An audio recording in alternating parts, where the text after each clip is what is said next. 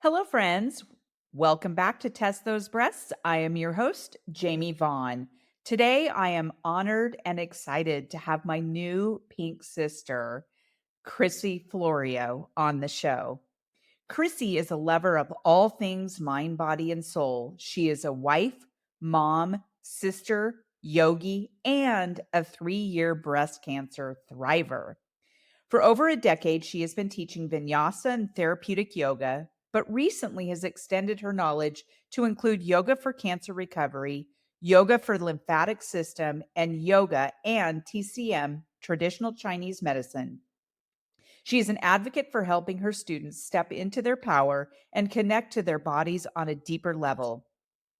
Her love for holistic healing and mindful living became even more amplified when she was diagnosed with stage 2 triple positive breast cancer, September of 2020. Her yoga background not only helped her move through her journey with grace and ease, but also helped her tap into her spiritual essence, intuitively connecting to her body on a whole different level.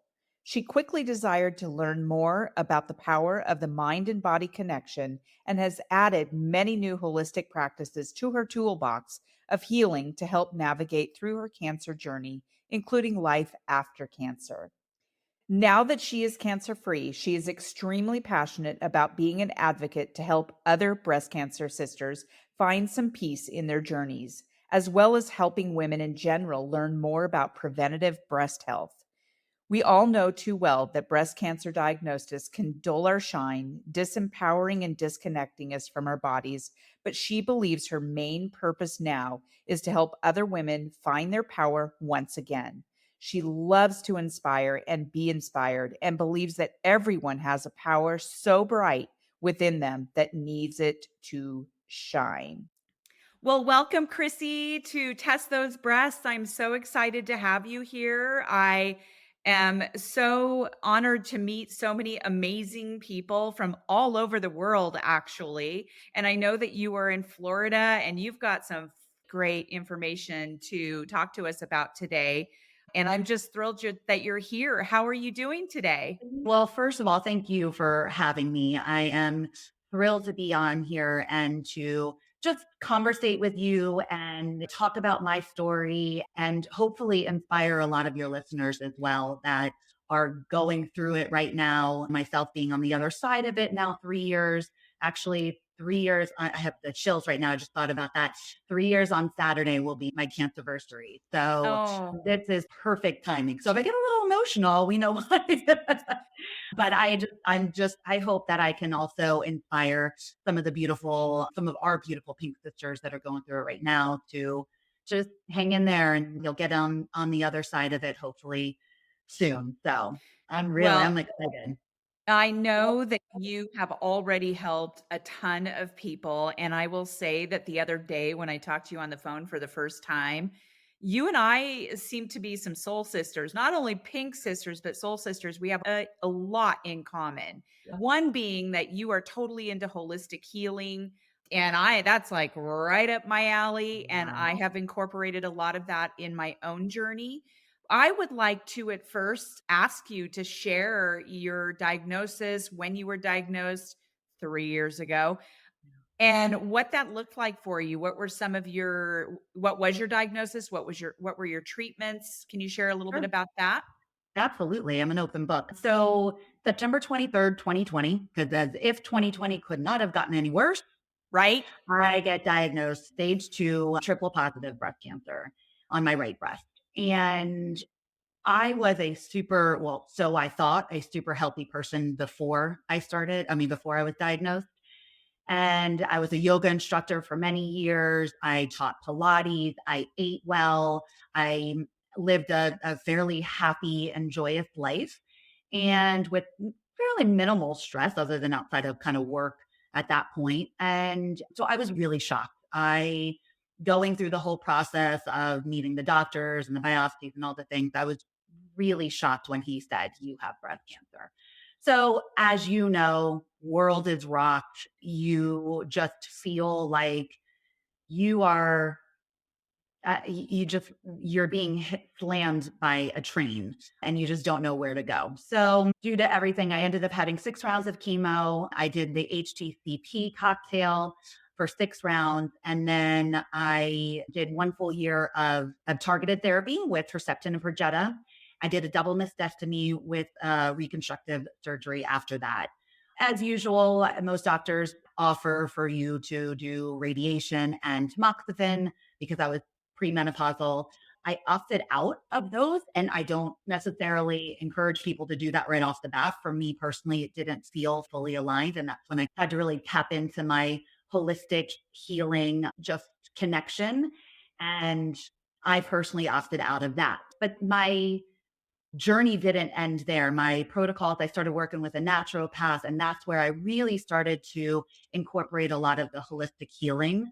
But back up a little bit, when I was going through chemo, I really did a lot of meditation and breath work and somatic releasing. And that is where I was also doing some of the Western stuff, but accompanying it with the Eastern healing modalities alongside of that. I was able to really connect to myself on a completely different level than I had ever been in before. It was really beautiful. And that's why I just love the matching and reducing the bridge between the Eastern and the Western world and conventional care and holistic care.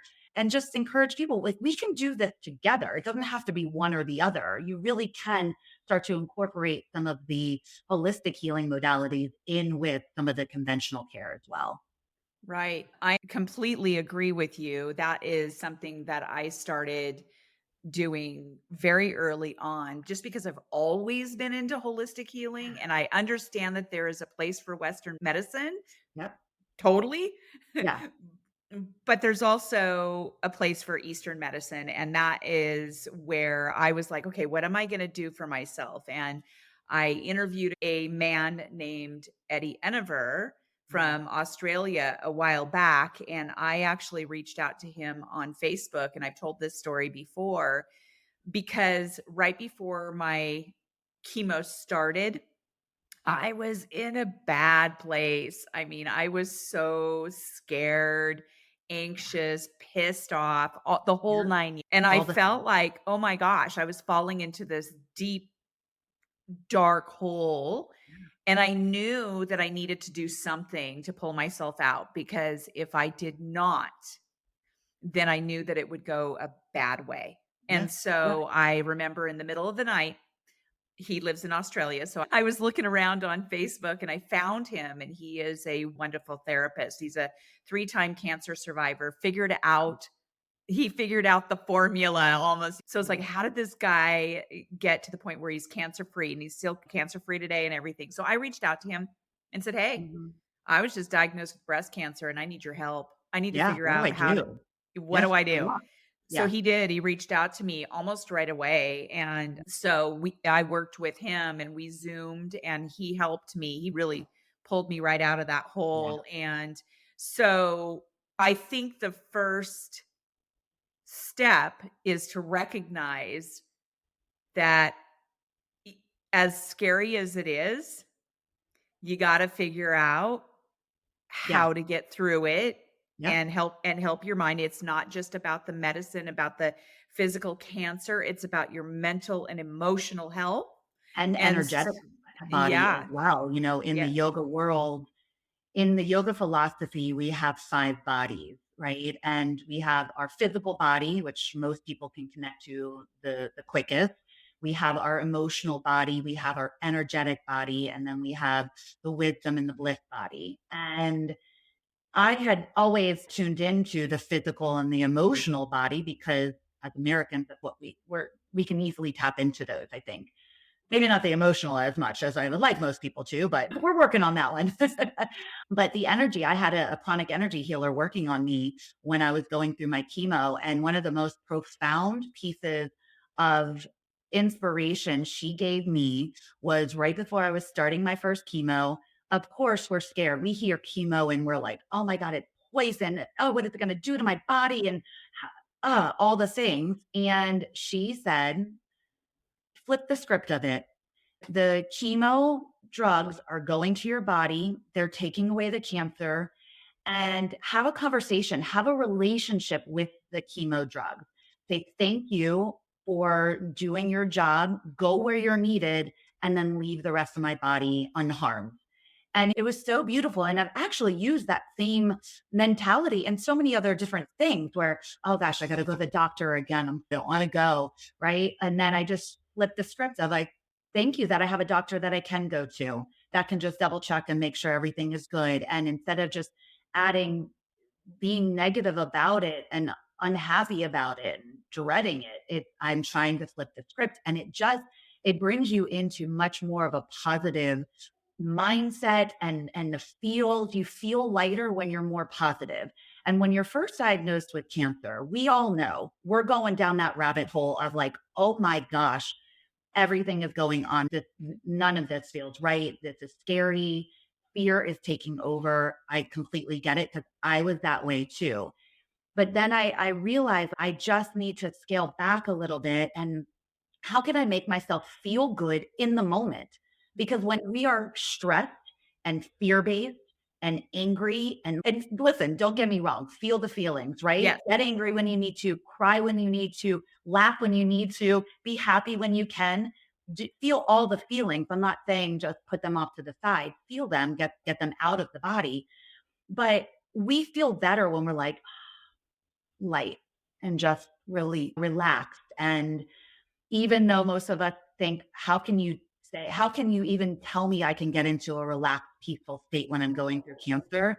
I promise you, you can if you allow yourself to just shed the layers of it and be in the present moment and just be right here, right now. Because if you are thinking about the past, then that can bring you into a little bit of a depressed state, right? If you're thinking about the past, you're thinking about the old person that you were before, or things that happened, or what you could have done, that you're here right now. You can't change that now.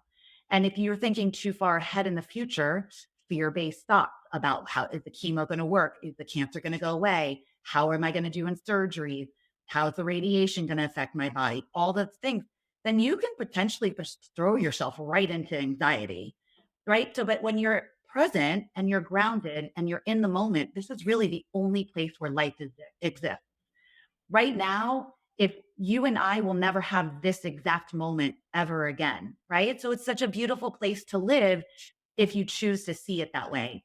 And in my journey, I'm really finding that one of my biggest missions is to help women feel empowered, feel connected, feel at peace going through their journey so that they're calm because if their bodies are in a stressed state, if they're in their sympathetic nervous system and they're constantly in that fight or flight, they're not doing their bodies any kind of justice for Right. healing. So healing, you have to be in that peaceful state. You have to be grounded and connected and finding that sense of love and compassion for yourself. Right. And I Yeah. really appreciate your bringing in that it is okay to feel the feels. I mean, Yeah. we're human beings. And I feel like sometimes we just need to let that Yeah. like walk into it, let it go through our bodies. Because I had all of them. I Yep. had the whole gamut. 3 years later, when I get off the phone with you today, I'm probably going to just go and cry a little bit to help relief because, Saturday is 3 years from hearing those words, you have breast cancer. And that's a lot and it's heavy. And the journey to healing is not an overnight thing. It is a continuous thing. And we have to give ourselves the grace to be able to heal through this. And another thing that somebody told me right before I was getting ready to start, I just love this comment is grow through what you go through. And you can't just go around cancer. You can't go around those feelings because they're going to come back and haunt you.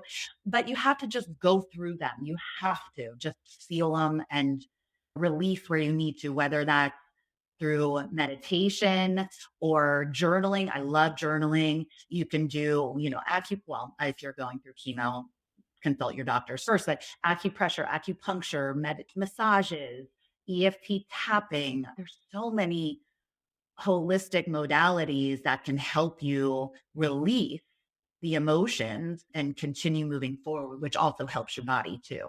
Yeah. and your mind. It's interesting that you said that that gal had said to have a relationship with chemo. I did. My chemo was a phoenix.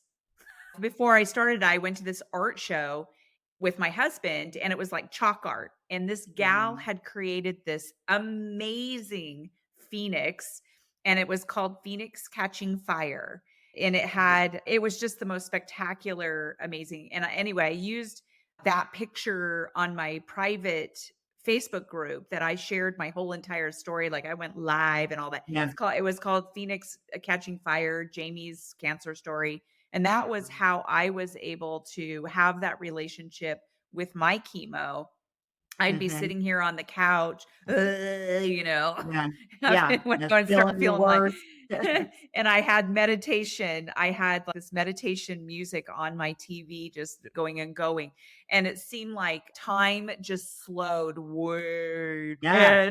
And like I would fall asleep and I'd be so excited. I'd wake up and I was like, oh my gosh, I fell asleep. And it was like 5 minutes later. So what I always tell people is that it's one moment at a time, one day Yes, at a one foot in time. front of the other, one day at a time. Yeah.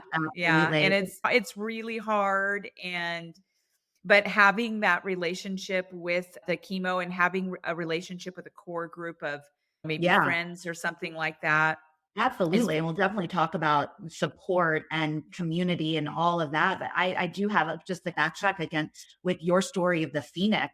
I had a similar story. I got a massage before I started chemo, and she put me in such a meditative state in this massage that I had a visualization in this meditation in a massage where I was in my body and my body was just this field of gorgeous flowers, bright, beautiful flowers everywhere.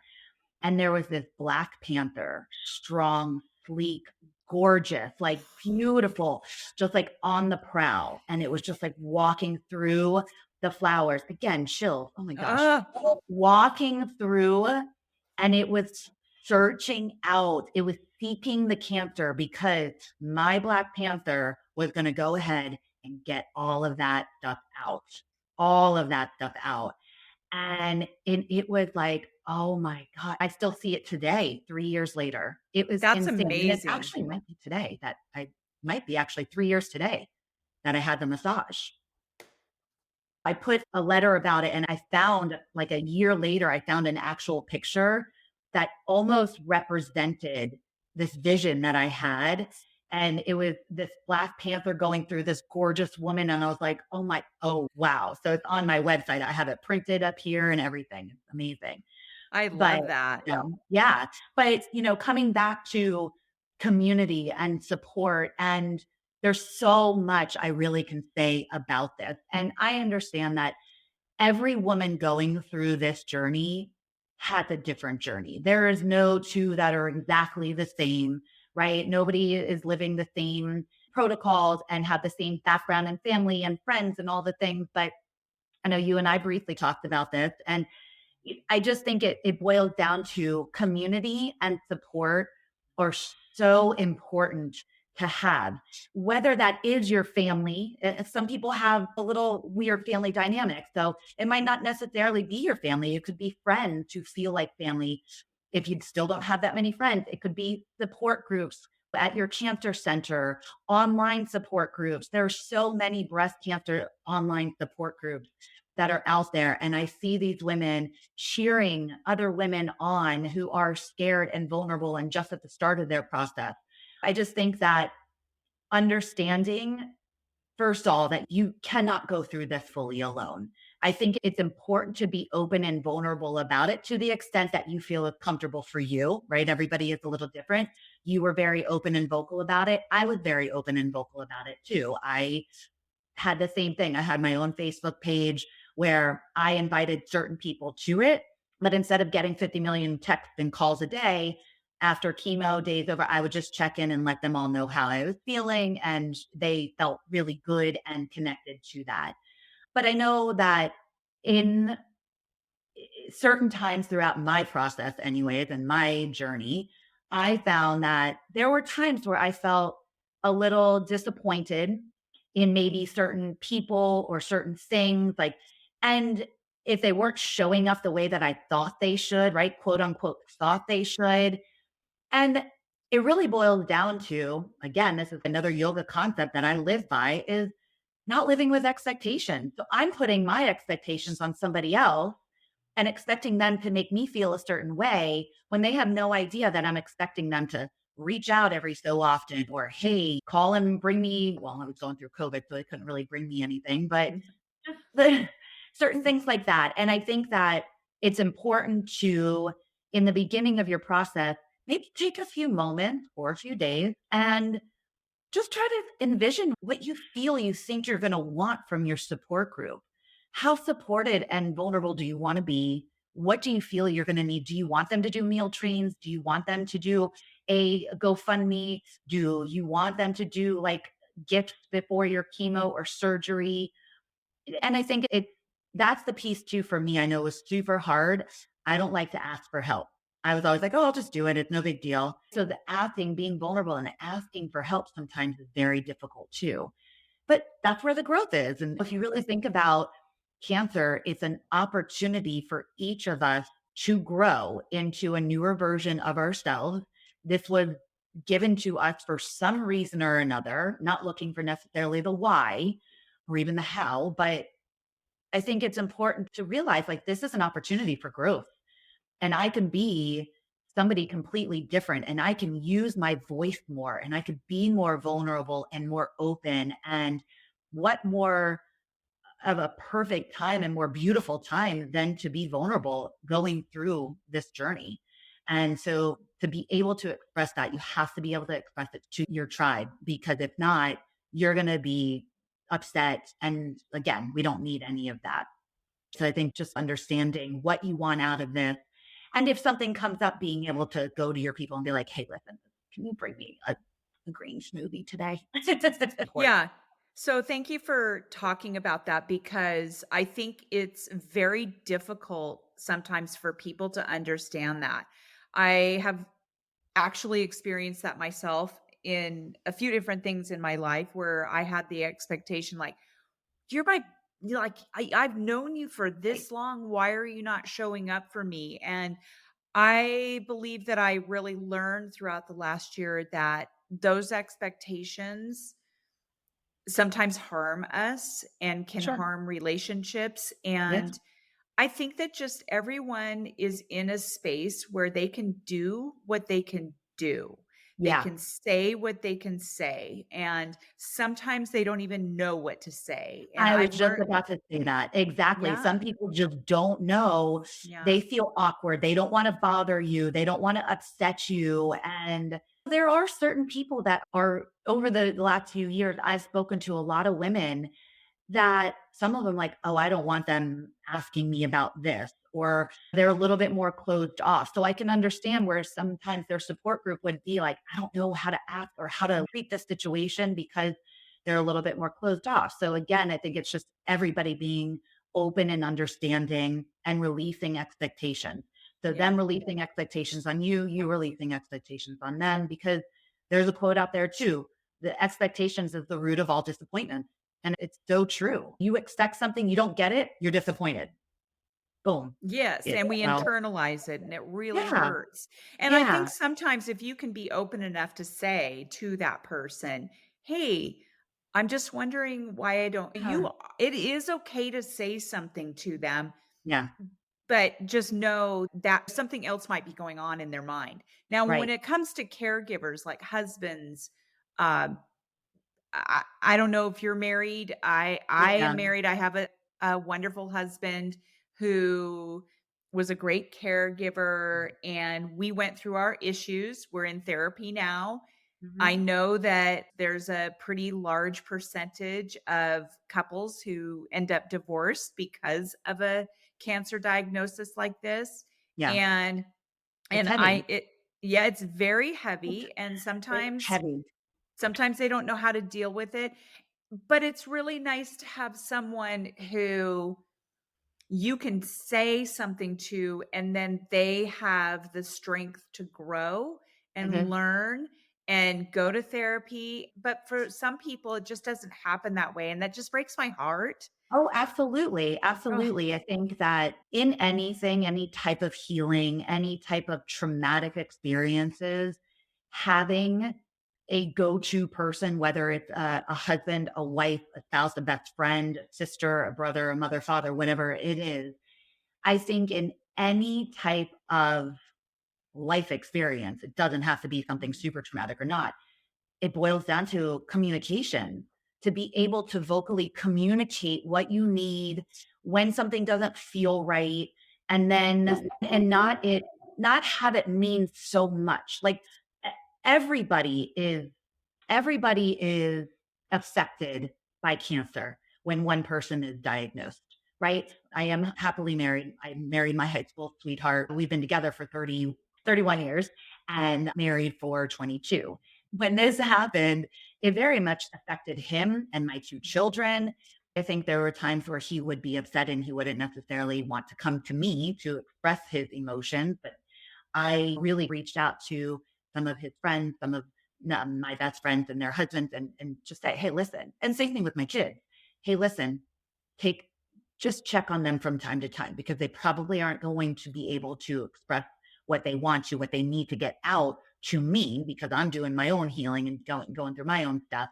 But it is super important for them to be able to express their own stuff too, because anything stuck in the body is not good for anybody, right? So they don't have cancer. They're not going through it physically, but energetically, emotionally, mentally, it's affecting them. And that could potentially cause harm in their bodies as well. So right. we don't want any of that. The Well, ultimate goal is to be healthy.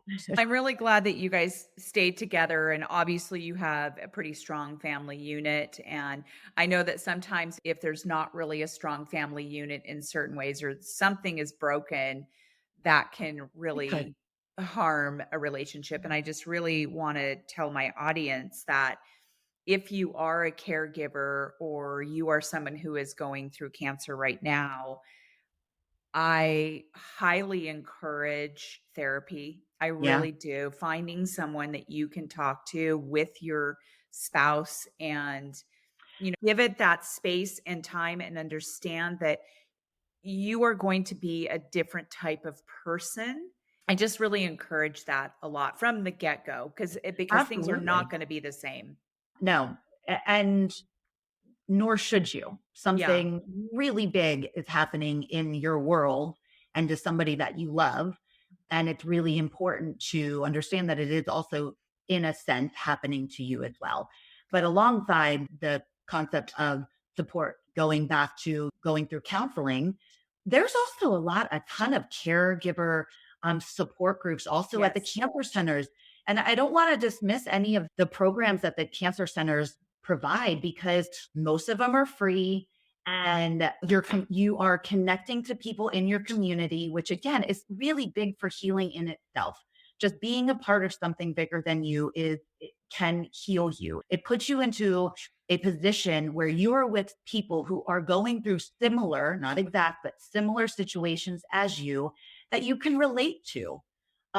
So whether you have the cancer or you're the caretaker or some support somewhere or the other, check in with your cancer centers. There's so many Yeah. free options for you, nutritional support as well. And I know here in town, we also have it's actually down in Palm Beach, but there's a beautiful integrative care center that they integrate Eastern and Western. So they don't actually do a lot of the traditional conventional stuff there, but they integrate a lot of the holistic healing. And doctors around in surrounding hospitals refer their clients to them to go get counseling, nutrition, support, meditation, yoga, all the things, qigong, like amazing things for your body for healing.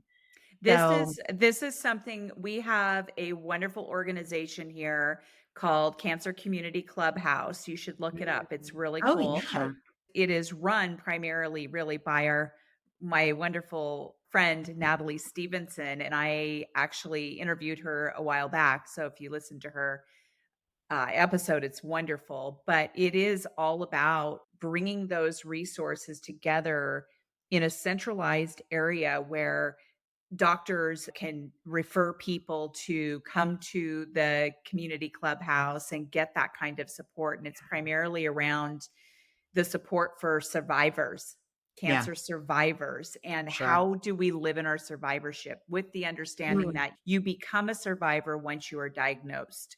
So, right. how can we support someone who was just diagnosed, someone who's going through treatment? How do we support the caregivers?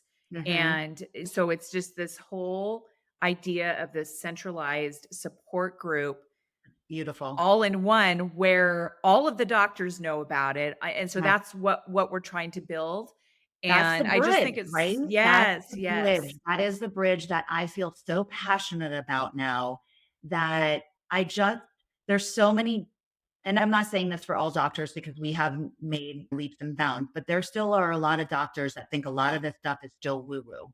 The energy work that I had my chronic energy healer doing on me when I was going through chemo, they would think it's woo woo. I think it's getting better. And I know we still have a ways to go, but that is one of my missions now is how can I help bridge that gap and help more and more women feel empowered in their own Yes. bodies.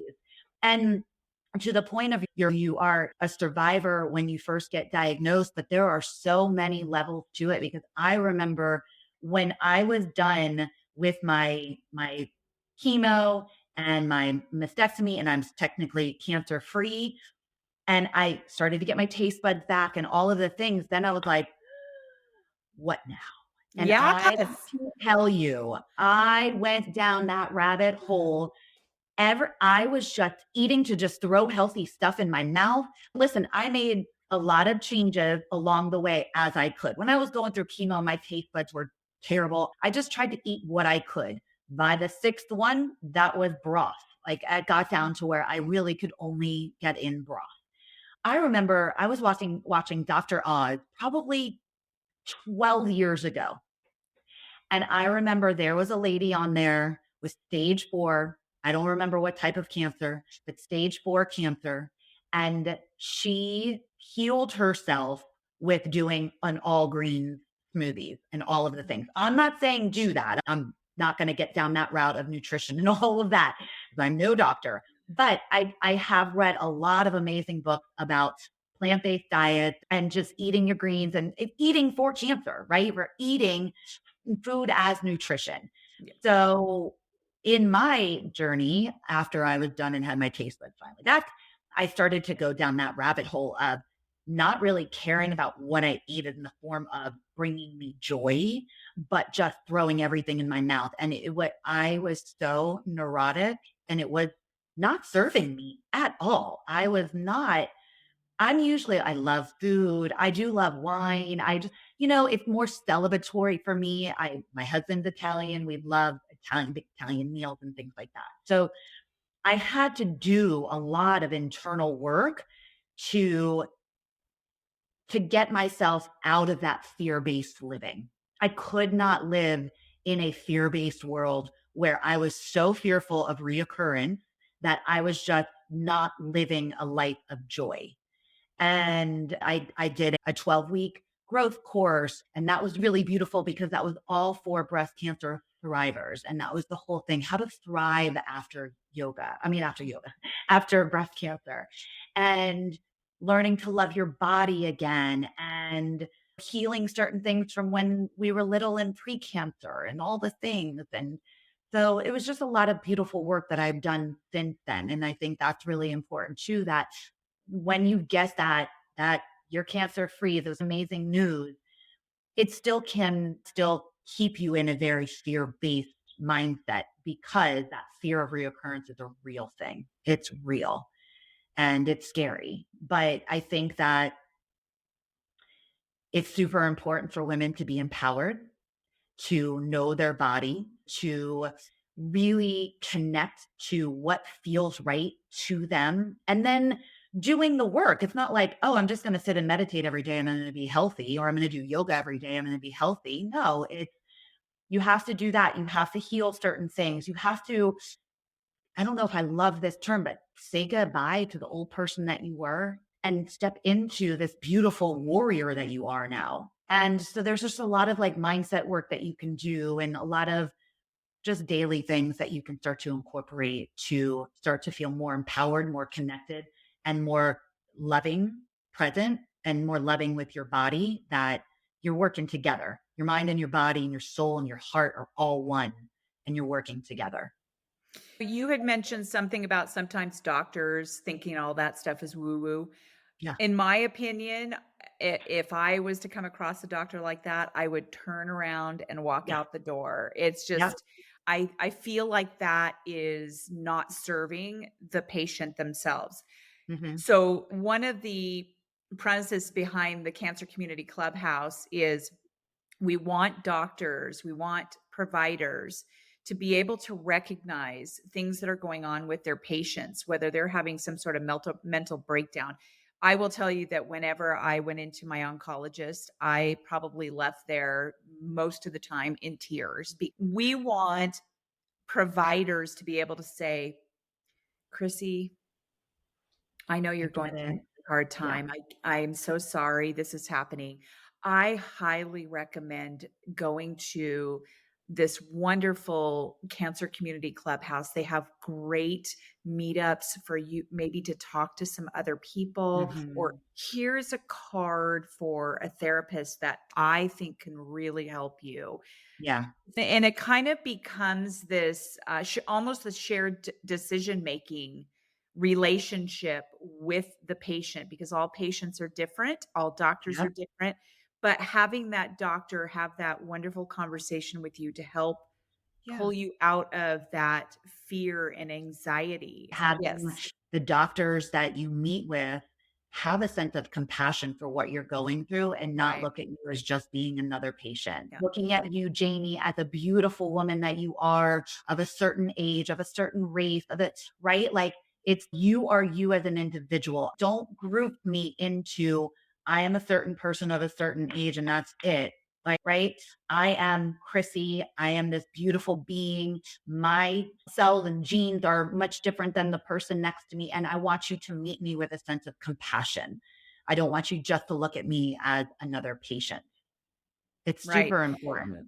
Speaking of beautiful Chrissy, you've got amazing hair. I want to switch gears here for a second. Yes. You had Yes. mentioned that you did cold capping, and I did. I want to hear. So, when I was in my infusion center getting my chemo, I ran across two beautiful people that I know who were doing cold capping. And she knew who I was because our mutual friend had talked about me, and she Mhm. was doing this cold capping. And so I had this conversation with her. I haven't talked to her too much about it. It's another girl that I ran across after my breast surgery back in December who overheard me talking about the surgery that I had in New Orleans, and she wanted to know Mhm. about it. She had heard about it and all this. And I discovered that I could actually pull back this like partition Uh-huh.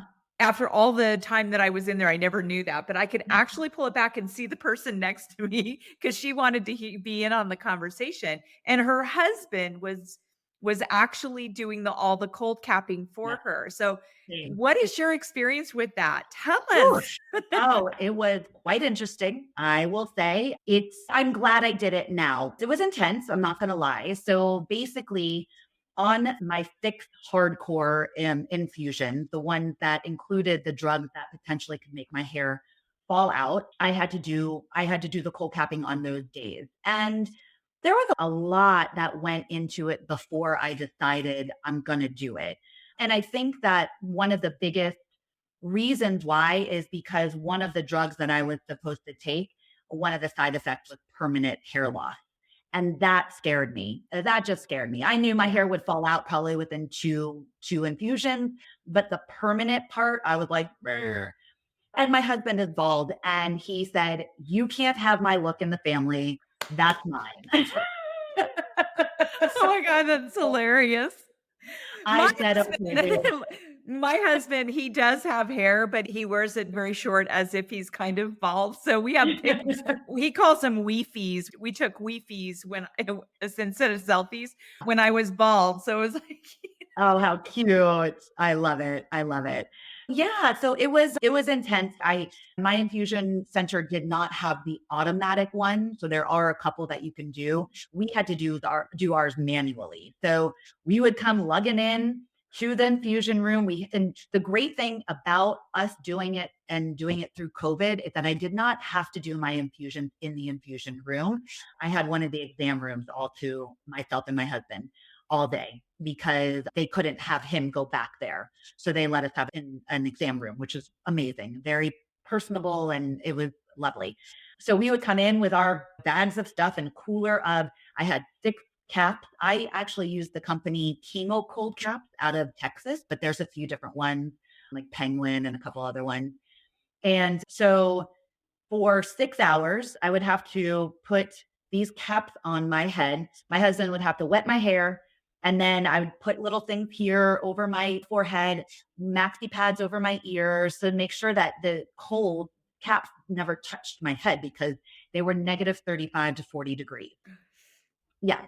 So, and mind you, I was super scared about this because I'm a native Floridian and I teach hot yoga. So I love to be warm. I hate to be cold.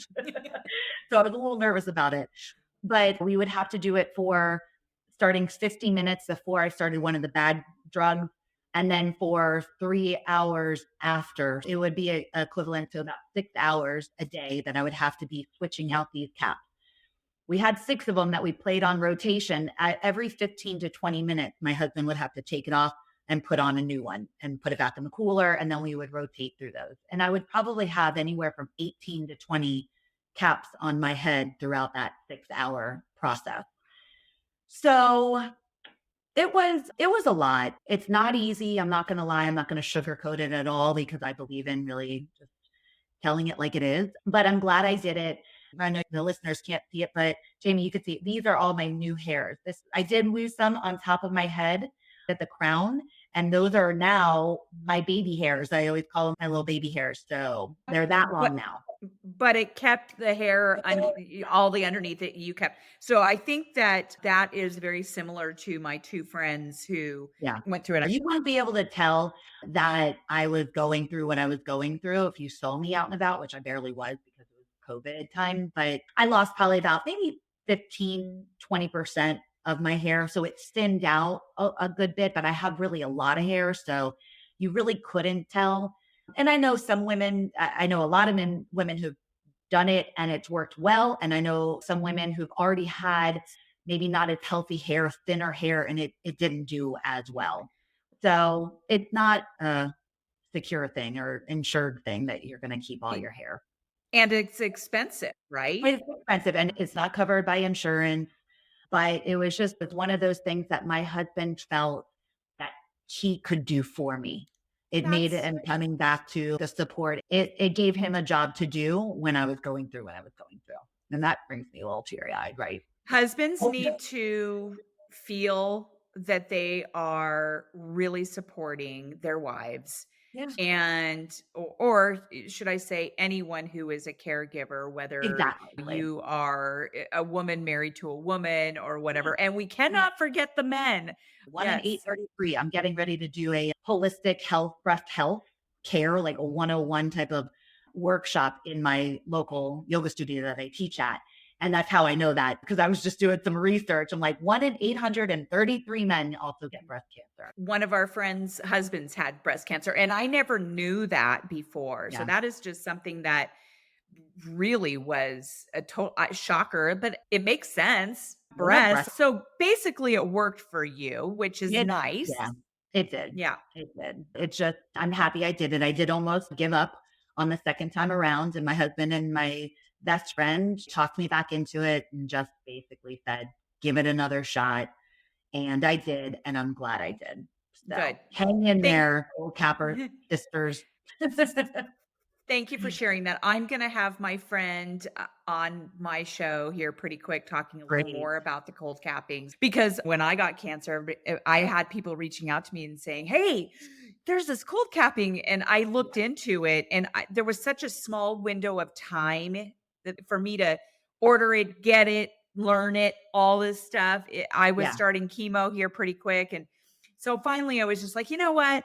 It's just going to go. And so what I ended up doing for women who are faced with this possibility of losing their hair, I knew I was going to lose my hair. So what I did is I gathered a few of my friends who are in my tribe, and we all went to this local little salon Yeah. and got my hair cut into this badass haircut. So my Love hair was always long and blonde. it. Okay. Okay. I This is my mom's color. I bloomed my mother. Which is I totally love it. fine. I just love it. So Right? she Of always had course. short, dark hair. So I got this like A-line cut and I shaved the whole side of my hair. So it was like this really cool, badass haircut. And Love I'm it. looking at myself going, man, I love this. Too bad it's going to be gone in 2 weeks. And it was like right after my first chemo, it started. So I told my husband, I said, now, once I start feeling like it's coming out, I see that it's coming out, we're going to shave it. So Yeah. we did. We went up to one of our favorite places that we go camping and visiting some friends, and I brought the clippers with me. And at first he was like, I don't know if I want to do this, babe. He says, I go, why not? And he says, it's going to be too traumatic for you. And I go, babe, I've already gone through the trauma, right? I'm like, Yeah. I already have embraced the fact that I'm going to lose my hair. You need to Mhm. cut my hair. You need to shave my head. So we Mhm. sat on the porch and he cut it into this pixie and then he shaved it. We have pictures and video and everything. And then I just embraced the baldness. I went hog wild on turbans and beanies and Mhm. I never wore a wig. I do have a wig, but I never Mhm. wore it. But I ordered these fun headwear and just Mhm. embraced it. I love it, And really. I think there's something to be said about embracing what is, right? What is, you had to go bald. You did yeah. it in a celebratory way. And I think there's just something to be said about celebrating what Yeah. is and being accepting of what is. What's really funny is that people said, "Oh, my god, you have such a pretty head. You've got such a beautiful head. Who knew?" I was So like, "Okay, so at least I know now that if did go bald again, or I'm probably gonna keep my hair short because it most looks people so love my hair cute. short." And I Yes. do love it. It's totally not even something I would have done on purpose. I think you can rock it, Well, and I think you look I love it. Whatever thank you you. feel comfortable in, queen. I Yes. think that's the thing is you just have to be comfortable with whatever feels right Yeah. to you. If it Yes. means shaving your head, if it means doing the cold capping, if it means wearing the wigs or doing the turban, Yeah. just whatever feels right to you. Right. It has that sense of empowerment of you're like, I'm going with it. Well, and I brought a lot of humor into it also. So, like, I was camping one time and my husband and I were all by ourselves. We're retired. We do this midweek stuff. Nobody was around. So I'm sitting there watching the sunset. I was bald. I had my little kimono on. I was in my lounge chair. My husband was in the trailer making hamburgers. He was making dinner. And all of a sudden he goes, hello. And I turned around. I'm like, oh my, hold on. And I put it Yeah. back on. And it was like I was naked or something. It was Right, so funny. right. And she walked up and I said, "Oh, I'm sorry, I'm bald. I have cancer." And she goes, "Oh, I kind of figured it." It was the camp host. But it was just the funniest thing because I literally was like I was naked or something. Anyway, okay. We could talk forever and I ever. We need to know. wrap this up. And you have a quick breathe work and meditation thing that Yeah, you want to yeah. do. I would love to leave all of your listeners with just a little regulating of the nervous system because cancer is very stressful. And when we are stressed in our body, our nervous system is so highly activated and it brings so much more harm to our body. So I'd like to leave everybody with just a little bit of breath work and get into the body and just regulate and bring a sense of calm to everybody. As long as you're not driving, keep your hands on the wheel. Don't close your eyes. But if you're in a place where you can go ahead and close your eyes, we'll go ahead and do that. And I want you just to take both of your palms and just rest them right over your heart space if that feels okay. And if you're not comfortable with keeping the eyes fully closed, just soften them at best. And then just take a few moments and find that sense of comfort with the eyes closed. Now we're going to just start to take a few deep breaths here. It's what we call samapriti pranayama. And pranayama is not necessarily breath work, but it is a way to help to move energy around and out. And in this breath work, it's basically a 4-part breath or square breathing, some people call it. So if you can take a nice full deep inhale in through the nose, start to feel the belly expand. Take about a 4 count breath. Hold it at the top of that inhale for 4. Exhaling through the nose for that same 4-part or 4 count. And hold the body empty at the bottom of the exhale. And again, inhale in through the nose for 4, 3, 2, 1. Hold it full for 4, 3, 2, 1. Exhale through the nose, 4, 3, 2, 1. Hold empty, 4, 3, 2, 1. You can either keep with that breath or just find a very natural inhale and exhale in and out through the nose. And I just want you to guide you all deeper into the body just for a few moments. So bring your attention and awareness to the space between the eyebrows. This is what we call our third eye or our intuition. And almost visualize that you are wearing one of those headlamps. And typically, the light of the headlamp is going outward or external. But I want you to turn it around and have it go internal, have it go inside. And allow that light to start to shine as you go deeper and deeper into the body. It's just like a little flashlight, just going around, searching for areas where there may need to be a sense of healing. You might, if you're going through breast cancer, you might stop and pause at the breath. But also as you're starting to explore the body, just noticing where within you feel tense, and just notice how you can soften the jaw, the shoulders. Keep those deep, beautiful breaths flowing in and flowing out. And that light shining through the depths of the body. And maybe noticing anything else that's starting to come up. The body loves to communicate when something doesn't feel right or when something does feel really right.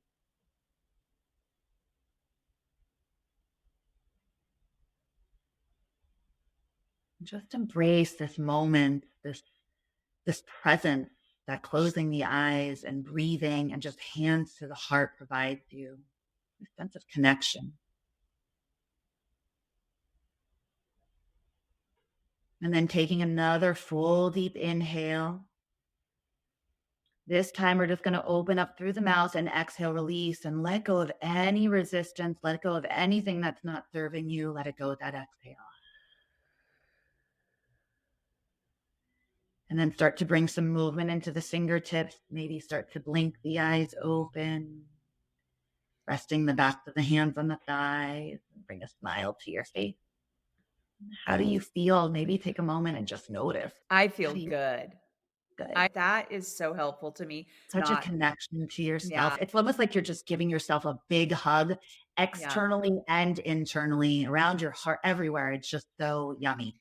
My friend Paula, who is a therapist, she's wonderful. She's one of my very best friends. And she did that for me before, I think it was before I started cancer. I needed that light work. I needed that energy work and everything. And it was just so nice. And so thank you for doing that for my audience. And I would like to wrap up by asking you to share some of the resources that you have provided that I will be putting in the show notes.